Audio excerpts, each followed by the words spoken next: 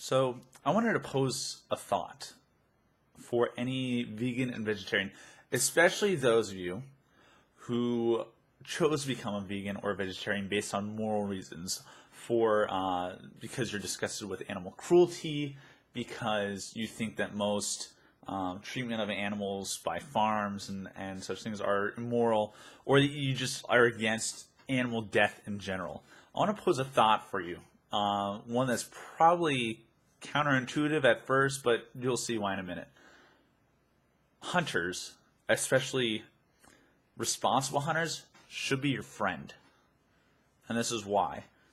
Normally when we think of nature, we kind of tend to think of like the whole Disney Bambi thing. Nature's beautiful, nature's wonderful, nature, like you want to be in tune with nature, right? For an animal, it's not. It's not a beautiful thing. It just isn't. Like, if you're an animal, you're going to die, and it's not going to be a pretty death. Humans, our lives used to be miserable and short up until just a few hundred years ago. And even today, there's some aspects of the human race, of the human population, that still endure great misery. I mean, up until the last couple hundred years, people in North America were dying from malaria and smallpox. Today, malaria is pretty much eliminated from North America, and smallpox in the entire world exists only in a couple little vials in a few laboratories. I mean, if you're in the civilized world, your death is probably going to be pretty painless. You're probably going to be in a bed somewhere comfortable. I mean, maybe you'll have cancer, maybe you'll just die of old age, whatever, but it's not going to be that bad. If you're an animal in the wilderness, you generally don't die of old age. That's not really a thing. For a few animals it is, but no. If you're a deer, you're going to die from being killed by a predator. If you're a wolf or a lion, you're probably going to die of starvation, is what's going to happen. I mean, if you're a lion, eventually your teeth wear down and you just can't hunt anymore. You have to depend on other members of the pack to hunt for you, and eventually you just starve to death. Or you're going to die of disease. You're going to die of any number of things, but you're not going to die of old age, and you're not going to die a comfortable death. There is no hospital in the wilderness. There isn't. It doesn't exist. And I don't know if you noticed, but hunger is a pretty crappy thing to have happen. I mean, I don't know when the last time it was that you watching this video was like really, really hungry. Imagine literally being that hungry until you died from it.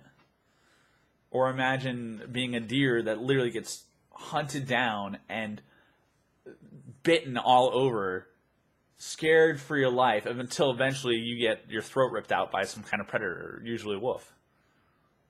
And then you die. It's not pretty. Nature is not a pretty thing. There's elements that we look at and we go, that's really beautiful, but overall, it's vicious.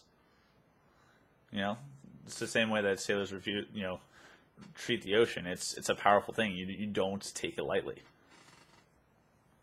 So I want to compare that for a moment to a responsible hunter, and obviously there are some people, like in every walk of life, who are idiotic, but that's a minority. That's a vast minority. Most hunters are extremely responsible. In fact, I have many friends that are hunters. I've hunted myself. They don't take what they do lightly. So let's compare for a moment, just like the fate of the deer, under nature and under a hunter. Deer today don't really have a whole lot of predators compared to what they used to have in North America. In most part, humans have replaced their natural predators, and this may seem like a bad thing, but it's not. First off, because when we don't hunt them, they tend to die of starvation. And I've gotten stories from several people who hunt way more than I have. I've just done it a couple times of them finding deer dead at rivers, because that's what deer do when they starve to death. They go to rivers and they try to fill their stomachs with water because there's nothing else for them to do. And then they die. Or they get hunted. And here's the thing. If you're a deer, I've already described what happens if you get hunted by wolves. You get chased for miles, possibly. If you're good. If you're a strong and healthy deer, you get chased for miles. And then you get so exhausted that you can't keep away from the wolves. And then they encircle you and they start nipping at your feet, at your hooves, and at your ankles until you fall down.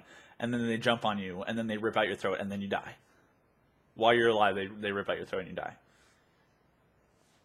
So take a moment and soak that in. Now compare that to if you get killed by a hunter. You're walking around doing whatever. There's a loud bang. You freak out for like 10 seconds, right? You run 100 yards. You feel tired. And then you pass out. Like you literally just go to sleep. And that's it. Nature, you get chased, exhausted, bitten, torn apart, literally torn apart, and your throat ripped out versus hunter, bang, you run for 10 seconds, you're just scared. Like a shot, like if they shoot you well, it doesn't it doesn't register. You just feel tired and then you go to sleep. Of all the deaths that a deer could wish for, literally the most humane is from a hunter. Nature's not that nice. So it's just something to consider for you.